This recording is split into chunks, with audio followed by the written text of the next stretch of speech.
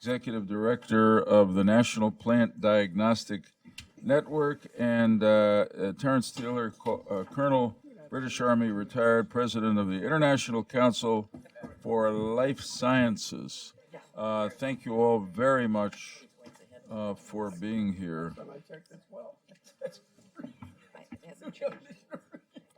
Okay, have you pre-agreed or? Okay, Dr. Rudolph, you going first? I'm going first. That's a hard act to follow. You can do it. I'm going to try. So as you mentioned, I'm a Chief Research Officer at a land-grant public institute with a deep portfolio in biodefense. And I appreciate the panel's invitation today. I wanted to share with you some points around how land-grant institutes like ours address these issues. I'll start out by saying that my 20-year history starts at DARPA in the mid-90s when we started building the first biodefense programs at DARPA. And even then, our focus, just as some of the echoes of time you heard Mike talking about, was to get out of the one bug, one drug, now one bill approach and try to consider some broad spectrum approaches. So we were talking about broad spectrum flu vaccines 25 years ago and starting the first investments. My teachers were Josh Lederberg and mentors like Richard Danzig, George Whitesides, and George Post. I know I was an ex officio member here, and Roger Breeze. Yet one of the points I'll make is that the teachers of operational use in areas of needed solutions were lacking then and in many respects are lacking now. So as we've heard, we do have technology solutions. We don't know how to often use them and we don't know how to deploy them, and I want to talk a little bit more about that. In considering transnational threats, I was shown early on the power of scientific collaboration as the underpinning of building a transnational program. We were debriefing the offensive biological program at the time in the mid-90s, and we had delegates going over to Russia. Andy Weber's in the audience now. And we were reviewing Russian proposals, building collaborations with Russian scientists. Why? Because the foundation and underpinnings of what could happen were built in the intellectual capacity of these countries, and we knew we had to penetrate that and start building relationships. And in fact, I think land-grant universities are now looked at for building those relationships again. I'll give an example. I served as leading the science and technology programs in Chem Biodefense at DOD and then DHS before leaving government. And these programs now, in terms of the Nunn-Lugar programs to build capacity and overseas, are turning to land-grant institutions. And one of my experiences when I was at the Defense Threat Reduction Agency, I had a card that said I was Director of Weapons of Mass Destruction. And then when you went into countries, into the customs agent, you handed them that card, you often were delayed. If I go in now with my card that says I'm a professor of biomedical sciences, the relationships that I build become more formative in the context of that capacity building. And I think the U.S. government has realized that certainly in the programs at AID and DOD that are working those. So when I led DITRA and DH Science and Technology, we also had specific focus on biosurveillance and point-of-need diagnostics. And I think we all recognize that getting out ahead of these problems in surveillance and diagnostics has really been one of the repeated focus. In fact, last week, the new innovation group over at BARDA launched another RFI on yet another program to pre-symptomatically identify these threats and do surveillance so that we can learn earlier of an outbreak and perhaps mitigate it. And having been through 20 years of experience in seeing the diagnostic companies go at this, I would again echo that we have plenty of solutions. We don't know how to use them. We don't have operational use scenarios that are either effective or lead our investments in a way that are either efficient or impactful once made. Now an academic in a land-grant university at Colorado State, we've built a significant number of assets that are in play around biodefense, and I want to point to some of the gaps that I think are worth highlighting. We know that the zoonotic channel from animals is the most significant source of new pathogen threats, and yet we're woefully under-resourced, and our focus of attention on that is lacking. And so I think there's an opportunity to look at the ecosystem science. There are other terms for this, a One Health approach. I think there's been greater awareness of this, but we are lacking fundamental understanding in how pathogens are transmitted in our environment and how the dynamics of the evolution of these pathogens, whether it's related to antimicrobial resistance or the emergence of a new threat, are poorly understood. So let me give you an example of what an institution like ours is doing, which I think are opportunities. It's not unique, I think, to ecosystem science, but opportunities for biodefense to take note. Inside biosafety level 3 containment, of which we have significant assets built on the regional centers of excellence investments made by HHS in 2004, we're recreating barnyards and markets that mimic Asian markets, that mimic mixed animal species around the world. We're able to take camels into containment and look at the movement of something like Middle East respiratory syndrome from a vector to a host. And I believe that we have focused too myopically on the process by which we define these countermeasures as solutions and not taken notice of the natural complexity in which they exist. And yet I think we have tools now and methods and certainly science capability in this country and others to attack these problems in new ways. And I suggest that that will reveal both new discoveries, but new solutions where we can actually test sensors, diagnostics, and vaccines. Now, in the Front Range, we actually had a case of bubonic plague that was transmitted from a dog. We have prairie dogs in the region. We have endemic anthrax, endemic tularemia, and endemic plague.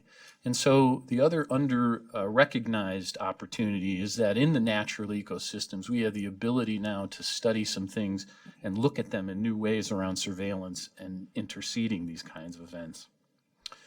The thing I want to end with and leave my fellow panel members enough time is that we really recognize your recent fall report on ag biodefense. And we've linked up in the heartland with 5 or 6 land grants to address some of the recommendations there. And I think one of your recommendations, clearly on pen-side diagnostics, is an echo of the same kind of issue of moving information faster and being more thoughtful and impactful in acting on that information in terms of surveillance and outbreak. So we're really changing the language and the ability to intercede. And I would urge you to think about that language, because one of the things we're finding is that the use of the language of foreign animal diseases is impeding the regional interest and engagement around acting in this space. And what does that mean? It means when you're a farmer, the last thing you want to be told is, I'm going to cull your herd because I've detected a threat that the government is interested in. So how do we get those folks engaged? Sometimes it's social cultural things that we do and the use of language.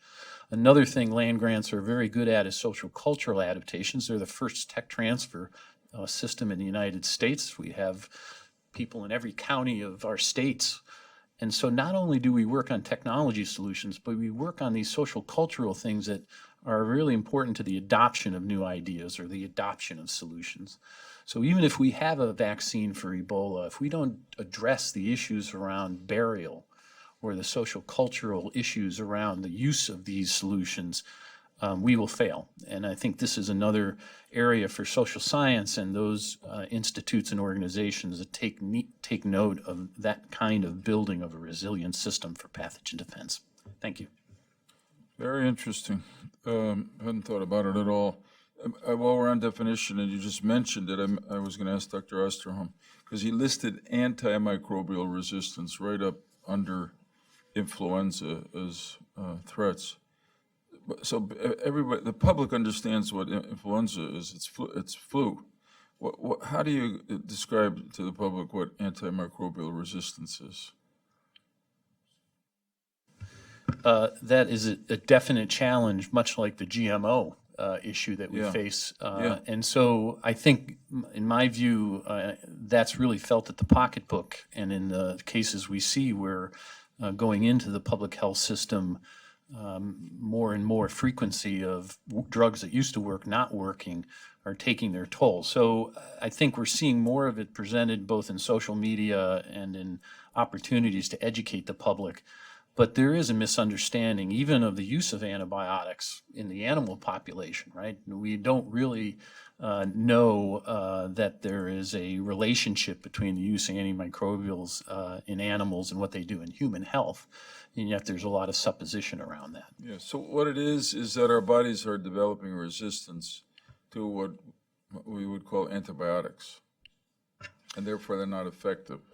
Yeah, that what you've heard other speakers talk about, and I'm not a microbiologist by training, I'm a zoologist by training, but the pathogens themselves are evolving resistance mechanisms and so that's really what's thwarting the use of what we have had in our armamentarium of antimicrobials. In both animals and in humans. That's correct. The Which same is the thing in point any that you're making. biological organism. That's Yeah. why the fitness pressures and looking at an ecosystem are so important. Right. Thanks, Dr. Rudolph. Dr. Stack, welcome. While we're on the question of definition, I know you're going to redefine for us the word blast. We use it now in different ways. There was a blast. I'm having a blast. You know, It's just in regards to the virulence, the magnitude of disease that occurs in a short time period. right. So it's just an explosive epidemic. And it applies uniquely to one sector, or can it be used humans, ha- animals, plants, etc.? Yeah, globally it has become associated with diseases caused by a particular organism for the most Right. part, and that's Magnaporthiorrhizae. It's a fungus. There are many host specialized populations of that fungus, but that's part of the problem of managing it. Okay. Sorry. All yours. No, Thank you. well, so good afternoon, and thank you for the opportunity to meet with you today, and specifically regarding the importance of including plant health when considering transnational biological threats and global security. As you requested, I will offer a few comments on wheat blast, on genome-based diagnostics, and offer a few targeted investments that might help improve things. Good. So approximately 59% of the world's population survives almost exclusively on a plant-based diet. Most of the nutritional information that is distributed by the U.S. government calls for increasing the amounts of fruits and vegetables to achieve optimal human health. Plant health is prerequisite to human health and well-being. We eat plants and we feed plants to the animals that we eat. We have fully embraced global trade as a primary strategy to enhance our economy, to lift developing nations out of poverty, and to achieve global food security. We now need to accept the responsibility for the consequences of that global trade, namely the massive geographic redistribution of pests and pathogens with the potential to cause extensive environmental and economic damage that could take decades to recover from. With respect to plant health, the geographic boundaries that once kept organisms confined to certain areas have become irrelevant. We put plants on airplanes and we fly them over mountains. We put plants and plant products on ships and we transport them across oceans. With those plants and plant products, we're moving pests and pathogens at an alarming rate. Plants also serve as vehicles to disseminate vectors of public health concern. As mentioned earlier, the Asian tiger mosquito, we moved that on ornamental bamboo plants from one continent to another. There are now and will continue to be consequences associated with this unprecedented level of global mixing. Border inspections and prevention measures, although important, are insufficient to deal with the magnitude of introductions of new organisms associated with the trade of plants and plant products. The nature of these consequences will impact the economy, the environment, and national security. Despite the great diversity of plants on Earth, just 4 plant species, rice, wheat, maize, and potatoes, supply over 60% of the calories that sustain humans. Over the next 30 years, we will add 2 billion people to the planet, and by the end of the century, an additional 1.5 billion people. Most of them will rely on those 4 plant species for nutrition. Wheat is grown on more acres globally than any other plant, and it provides approximately 17% of the protein in the human diet. We need to protect wheat. A fungal pathogen of wheat emerged in South America, causing serious epidemics in Brazil, Bolivia, and Paraguay. In 2016, it spread to Bangladesh, and in 2017 it spread into India, likely mediated by trade. Wheat blast epidemics have reduced yields 50 to 90% in those areas where it occurs regularly. Over the past 2 years, the governments of India and Bangladesh have resorted to large-scale burning of production fields in order to slow the spread of wheat blast. Many poor, small-scale farmers have lost everything, driving them deeper into poverty. The inaugural scientific workshop in Bangladesh to develop a response plan for that nation had to be moved to Nepal due to terrorism attacks in the Bangladeshi capital. This is a regional stability issue in a nuclear neighborhood. Not a good scenario. Despite the potential implications for human health and national security, there are no funding programs currently available to support the research necessary to address this growing threat. This despite the fact that an international group of over 400 scientists placed the blast pathogen at #1 on a list of top 10. This is a serious disease that requires serious attention. Fungicides remain an important tool in managing diseases caused by fungi. There is an analogous issue in plant health to the growing antibiotic resistance problem in human health that we've just heard about, namely the increase in fungicide-resistant populations of important plant pathogens. Recent reports from South America and Europe indicate that emerging populations with simultaneous resistance to at least 3 fungicide chemistries have emerged. This will greatly impair our ability to manage the diseases they cause. Plants are vulnerable to diseases caused by the full complement of pathogenic microorganisms, including bacteria, viruses, viroids, fungi, mycoplasmas, rickettsias, and nematodes. Plant pathogens are diverse with respect to the types of diseases they cause: blights, blasts, rots, and spots. Diverse in their methods of dispersal: wind, water, arthropod vectors, and equipment. In their survival capability, a few months to many years. And diverse in mechanisms and magnitude of genetic variation: clonal, sexual, hypervariable. Phytosanitary policy and consequently phytosanitary decisions are based on the names of the pests and pathogens. Getting identification right matters. Getting it right quickly matters even more.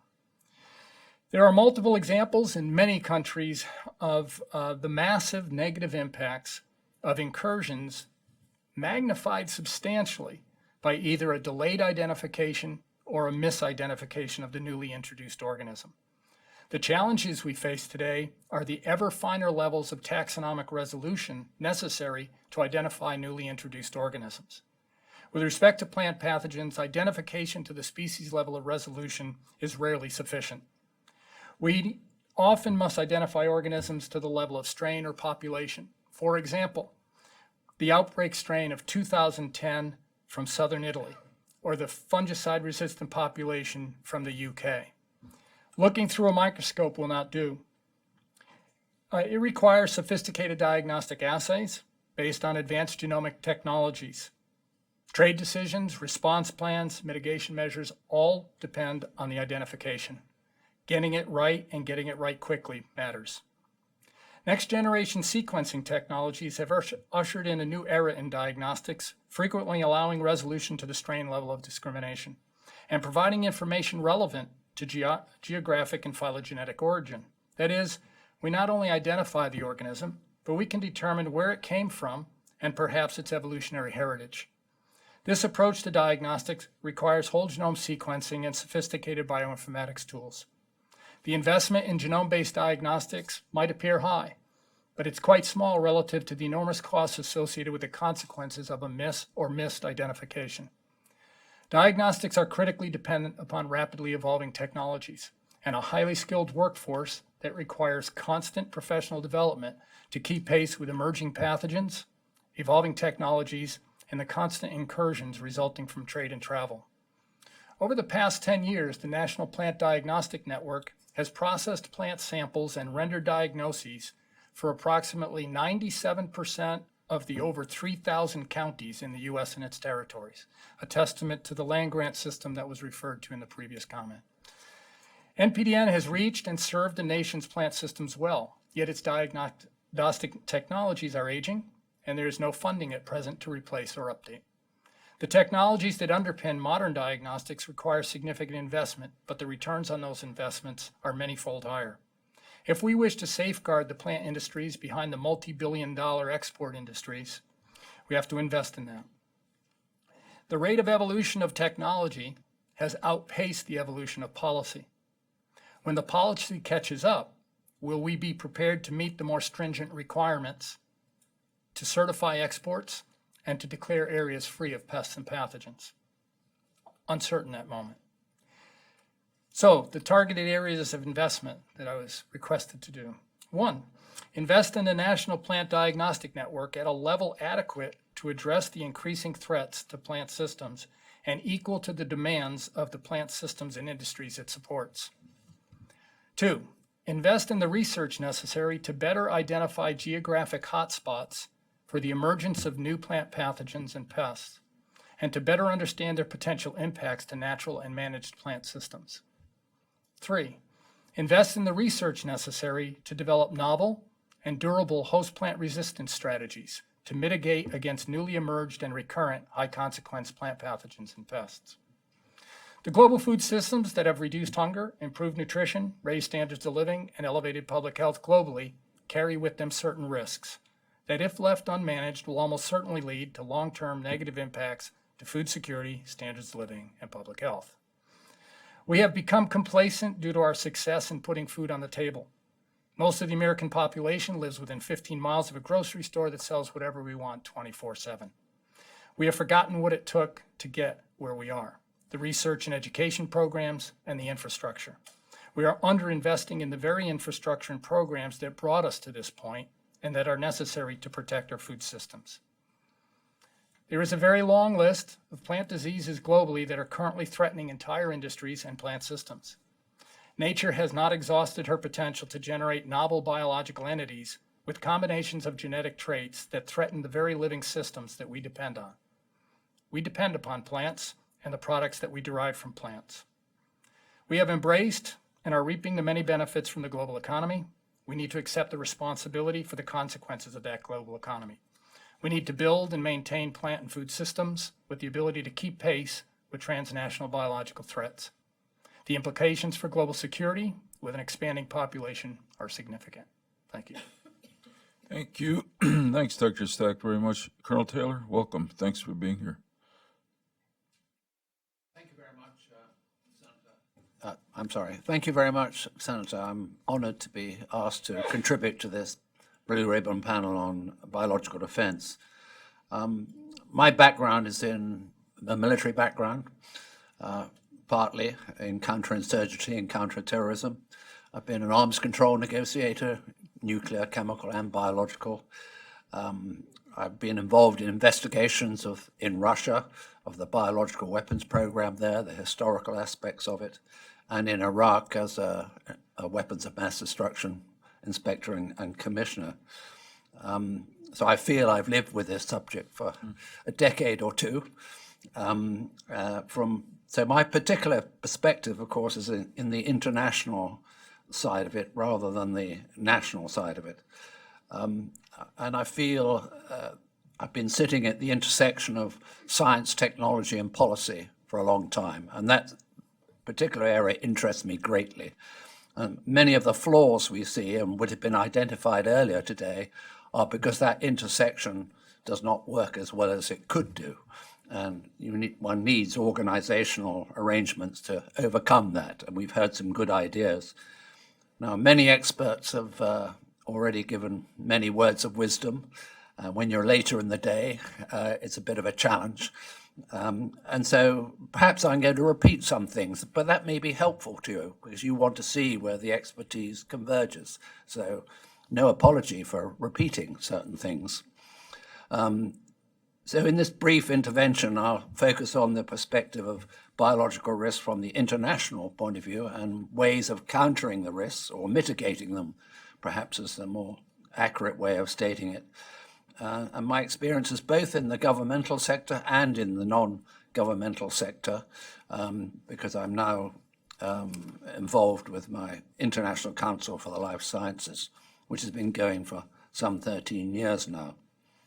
I don't know if you have in front of you this, but the full spectrum of biological risks.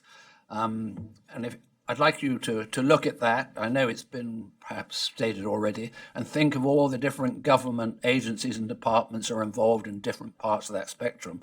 Also look at it internationally too, with all the different agencies involved, and the dangers of stovepiping, which has already been discussed, and how we get around these particular stovepipe obstacles is a real challenge. As has already been said, extraordinary advances in biotechnologies and other related technologies, because there are no boundaries these days. Physics, chemistry, biology, information technology are all interwoven, particularly in the biotechnology area. And they brought, as we know, enormous benefits to medicine, public health, the food industry, agriculture, and industrial processes. We have to be careful, because this dissemination of the technology and the science brings enormous benefits. And care must be taken not to damage this dissemination. The trick is to do it safely and as securely as possible. And so acting internationally, this is a challenge, because there is a north-south, if I may use that crude phrase, challenge here, that, maintaining a monopoly of the technology or the science is politically challenging and counterproductive. Of course, the reality is you can't put a boundary on the knowledge, on the dissemination of knowledge.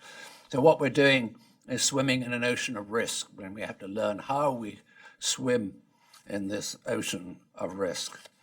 Of course, as has already been said, when you're looking at the risks along this spectrum, there is an increasing risk of the misuse of the technologies at the intentional end of that spectrum. But as I've said, we have to be careful that the full humanitarian and economic benefits will be enjoyed.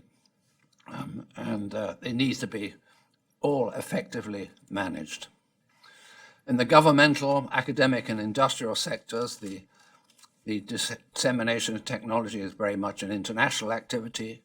Most serious scientific projects are international right from the very start. There have been a number of examples of challenges raised in this regard, particularly in the avian influenza research work that was done by Erasmus Institute in the Netherlands, and also Wisconsin University in the United States. They were all international teams from the start, so many lessons have been learned from that. And many, we have to also remember, in the commercial sector, it's a multi-billion-dollar business, and comprised of thousands of small, medium-sized, and of course large companies as well. And the landscape of these activities is constantly changing the whole time. So if you're thinking in terms of, we've earlier had some discussion of measures being put in place and so on, you have to remember the landscape against which you're making measures.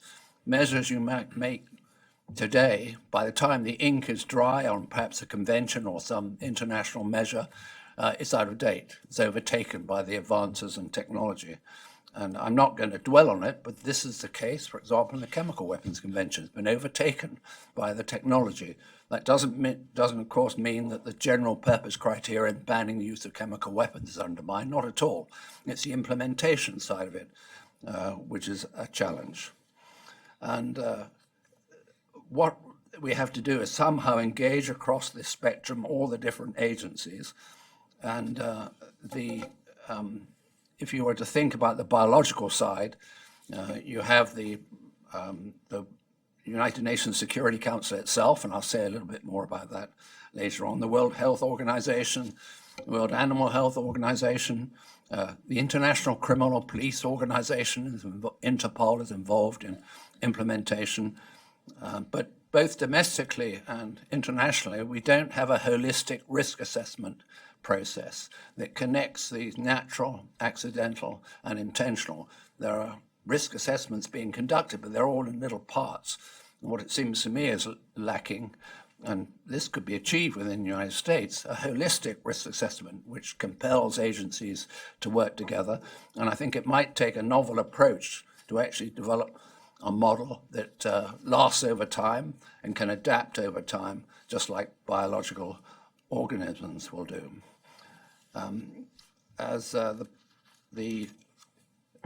Now to come to a few words about international collaboration. And in my experience, I must say how valuable the State Department-led biological engagement program is, and merits more investment, I believe. And as most know, the program involves other government agencies, not of course just the State Department, Defense, DHS, DHHS, and other agencies as well. And the program engages on both biological safety and security aspects. And it's very important to deal with those subjects together, not as discrete subjects. That's hugely important, particularly if you're engaging internationally, if you want people to work with you. If you come through the door with a security hat on, you might not get the kind of engagement that you would hope to get, but you need to have them both together, not lose sight of the security aspects. And certainly in my experience working in many countries around the world, this works extremely well. And in the UK, trying to bring the civil and military agencies together, the Defence Science Technology Laboratories works with all the other agencies in the UK. Foreign and Commonwealth Office might lead, but with the public health authorities within the United Kingdom as well, in order to promote international activities to promote biological safety and security. And I should, obviously I come from at the moment now, a non-governmental organization, and one should not underestimate the role that can be played by such organizations in mitigating biological risks, particularly in areas where it might be difficult for the United States government to, for political reasons and so on, to play an obvious and proactive role.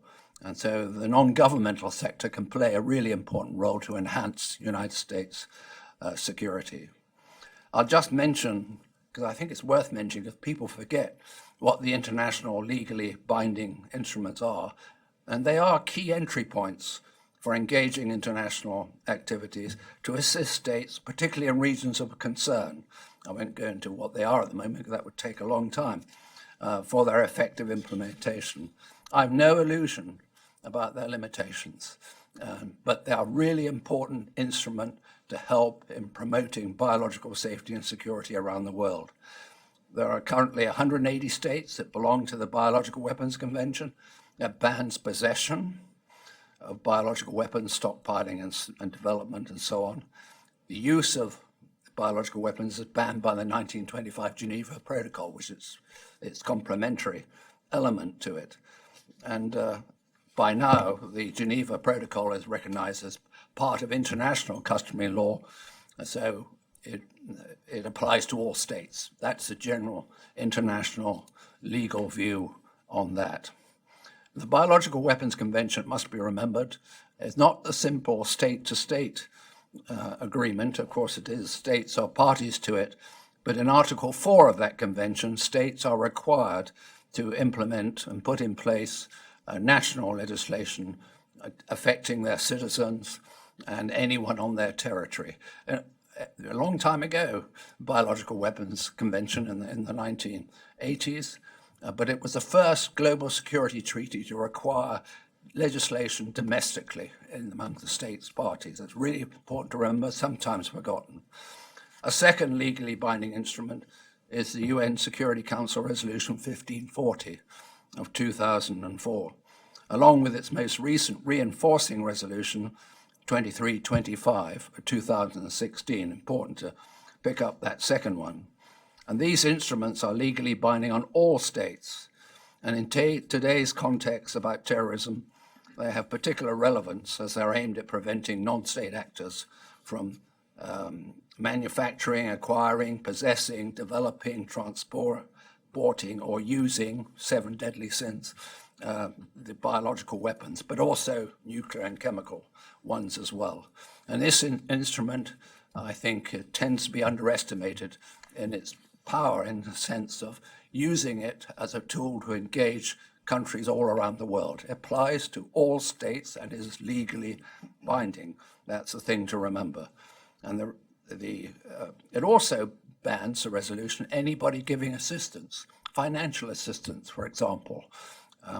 And states are required not to support non-state actors. And I think in today's context, that's something well worth remembering.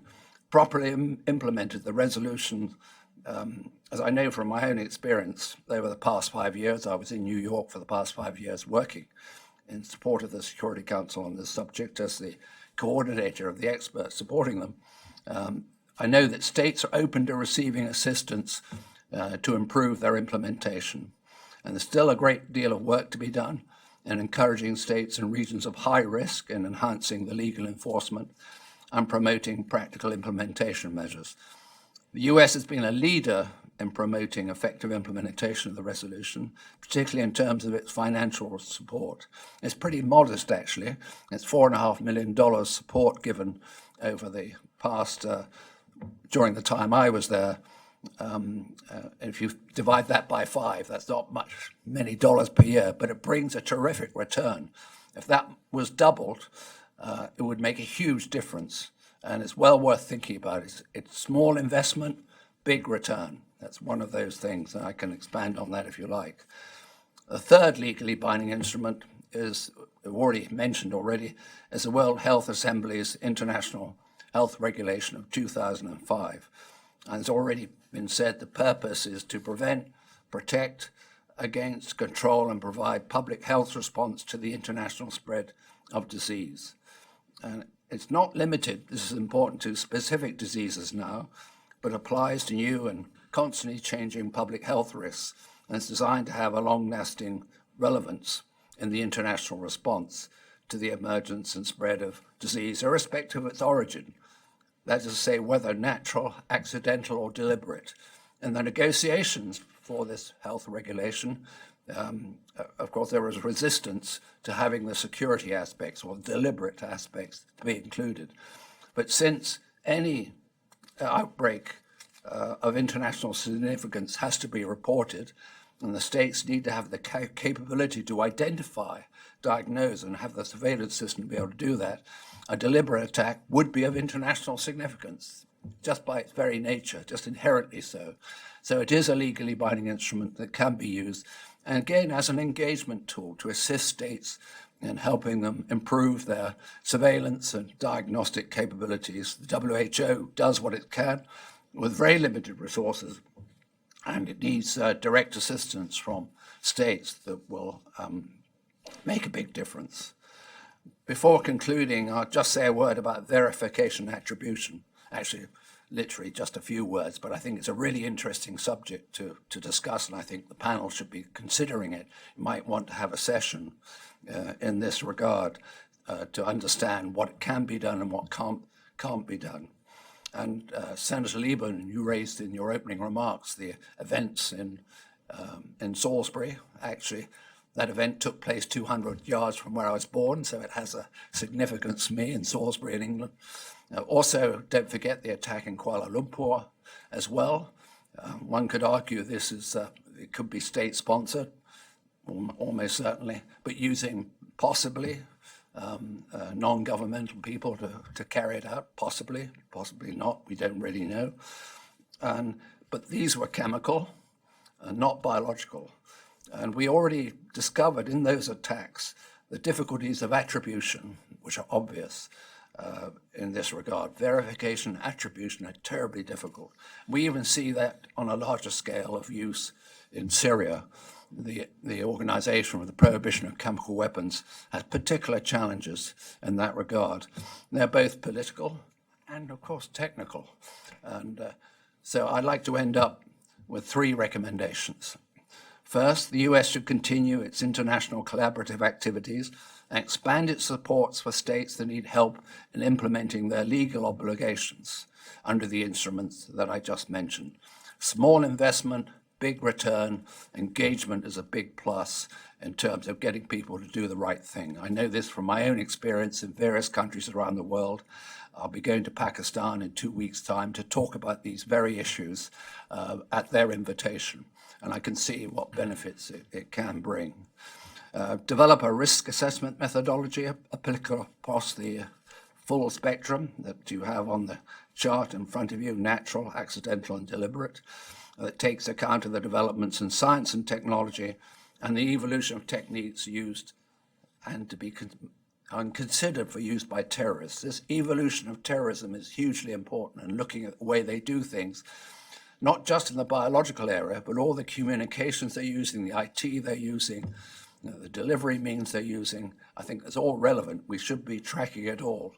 The Interpol have a system called Watchmaker, which brings in a database all the improvised explosive devices together so they can identify who made what device simply by looking at the techniques. We should be doing the same, including biological and chemical and possibly radiological weapons as well.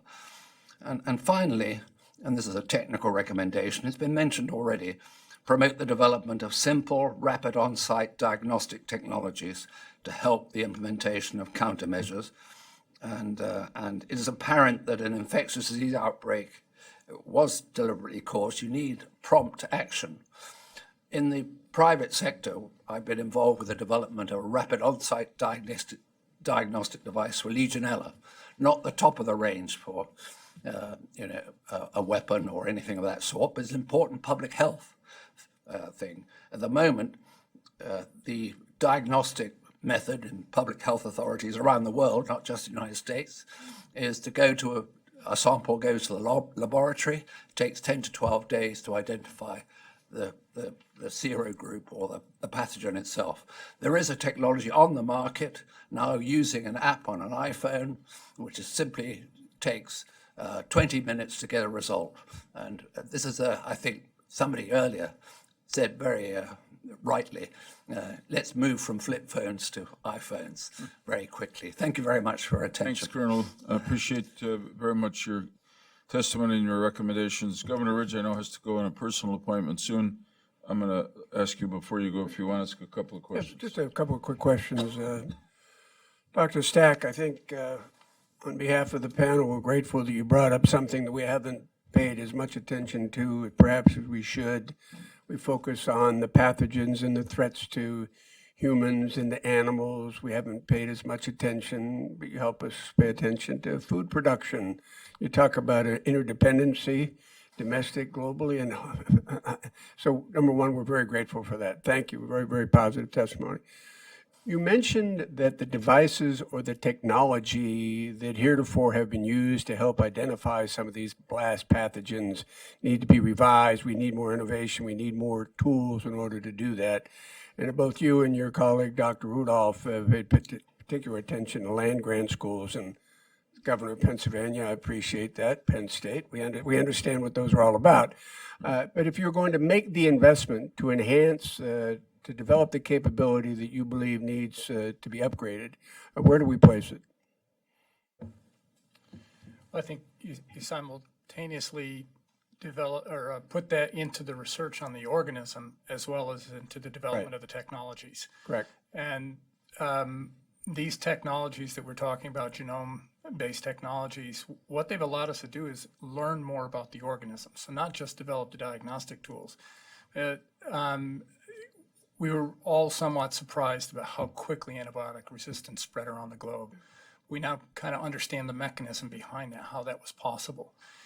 So these technologies are very powerful, but we've had limited application of them. Right. We need to learn more about these organisms, how they evolve, where they're most likely to evolve from. We have a hypothesis on this blast group of organisms in South America, but we don't really have the resources to investigate it to see if we're correct. On the technology side, Terence Taylor made a mention about on-site diagnostics. We're now in the position of taking some of these extremely powerful laboratory-based technologies and utilizing them in the field. We need a little bit more push on that. We're just at the front side of that, but the results so far are very encouraging in terms of the speed with which some of the organisms we work with one of the select agents. We've developed an on-site protocol that gives us a preliminary answer in 8 minutes. We get a confirmed answer in 30 minutes on-site in some really remote areas. So these technologies are very powerful. We just need a little bit push. Other than Kansas State and Colorado State, are there any other places we ought to put the money? No, I think we're okay with Dr. Rudolph, please. I thought Dr. Stack's comment earlier about the National Plant Diagnostic System is really an important one. That's woefully underfunded, just like the National Animal Health Laboratory Networks. These are significant sources of diagnostic surveillance. And as we develop new platforms to push diagnostics out, they become the place where you want to evolve from a brick and mortar, send me the sample in a week, to 2 weeks later, I send you the answer, to essentially data nodes that are taking feeds from the iPhones and all the platforms we see handheld. But it's really a national system, a node network that exists, but it's just not been used and funded. I think your challenge is that unlike human health, where we've had the NIH and the private sector, in agriculture, plant and animals, the major funder has been the Department of Agriculture. And as they've phased out those extraordinary investments that built these great land grant sciences, it's been very difficult. They've had to look other places for funding, but ag needs to step up again because they have to see the relationship between the research on plants and on animals and the kind of biodefense things that we're talking about here. And I say that as the former chancellor of Wisconsin-Madison, another land grant. Land grant. But Make sure Penn State gets it. No, Yeah. that's an important point, but I just flew in from the Bay Area where Mars Corporation was holding an Ag Tech Innovation Summit. And in the venture capital community, there's been a significant uptick in ag tech. And why? I mean, even when we were developing drones at DARPA, we didn't expect the agricultural sector to take up drones first. But if the cost of the technology drops, and diagnostics, the cost of unit per cost of unit information per cost is dropping, that you're seeing a lot of the crossover of diagnostic platforms developed for humans and animals into the plant community now. Yeah. So the cost of information is dropping now fast enough, and the ag tech community is starting to take hold and aware and invest. It's a very important point. but nowhere near the kind of No. base funding you need from the Department of Agriculture. I wonder if I might Please. Go right ahead. ask another question, and that is the relationship between climate change and what you're seeing in your research, because that's the broader context as I understand it. So there are many aspects embedded in that, but it's very clear that whole plant systems, whole plant communities are migrating up mountains. So they're occurring at higher elevations. They're moving north in latitude. A figure from the UK, historically in the month of January, there would be between 10 and 12 species of plants flowering. For the past 3 or 4 years, it's been in the neighborhood of 300 species of plants flowering. A paper in Nature of just 2 years ago, it was a global collaboration among scientists, but the bottom line is plants are flowering approximately 12 to 14 days earlier than historic. And one of the consequences of that is that the pollinators are not necessarily evolving with them. And so we're starting to see a separation of the plants that require bees for pollination and the bee pollinators themselves. So in time, there will be a consequence to that with respect to fertility and reproduction. So there are a lot of aspects, but if you think about how we do trade, we do a pest risk assessment, which means we evaluate where an organism occurs. We look at the environmental conditions of the past 10, 20, 30 years, so that we try to understand what are the environmental conditions that will allow this organism to flourish. Then we do climate matching. We look around the world and we say, well, in these places, it's just like this, so we probably ought to restrict trade from here to there. The problem is with climate change, the future is not predictable based on the last 10 to 20 years. So how do we do effective PRAs to support trade? That's a question we haven't answered yet. Take your time. Be well, buddy. Good to see you. The only thing I would add is that, it's often said that climate is weather over time. And we also, in addition to the climate change comments Dr. Stack made, I think we're also looking at weather. So for example, in the in the context of creating ecosystems and containment, we're able to make rain.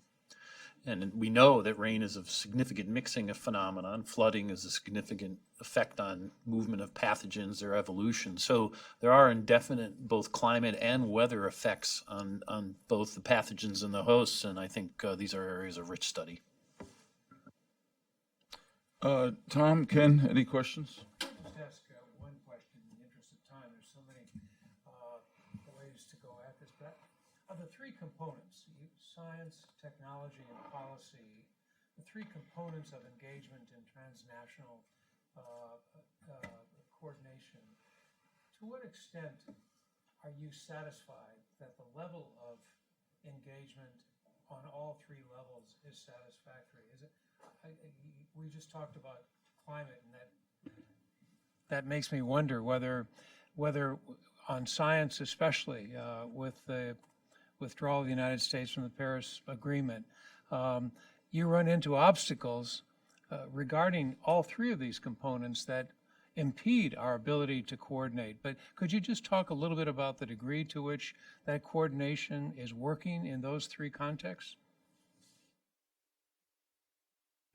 I've been voted to go first. Thank you very much. Because they knew it took someone courageous. Well, I think you hit on a really important point. I tried to make that point in our recommendations. And I think used properly, let me answer the question specifically. There's not enough investment in doing that, particularly internationally. One vehicle that I've found from my own experience really successful, relevant to defense and security aspects, is the responsible conduct of science. And the entry point there in a number of countries in the Middle East and in South Asia and Southeast Asia. And the responsible conduct of science has a really important for academics in science, also people in industry, because they want to have international collaborations from which they will benefit.